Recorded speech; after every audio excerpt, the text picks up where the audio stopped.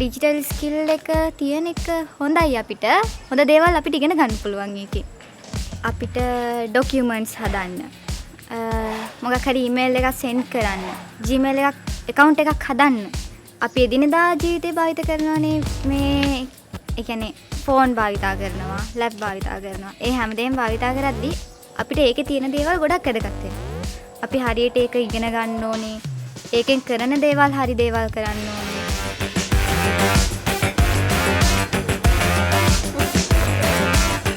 Club එක ඇත්තටම ගොඩක් හොඳයි.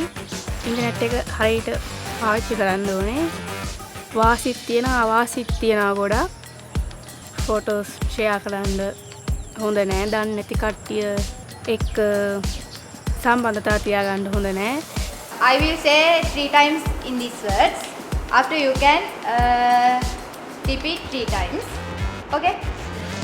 තාක්ෂණෙත් එක්ක අපිට ඉංග්‍රීසි ඉගෙන ගන්න ඕනේ. ගොඩක් තියෙන්නේ ඉංග්‍රීසි පැත්තේ. ඉංග්‍රීසි IT පැත්තෙනුයි. එතකොට ජොබ් එකකට යනවා වුණත් අපිට ඉංග්‍රීසි තමයි ඉස්සෙල්ලාම බලන්නේ.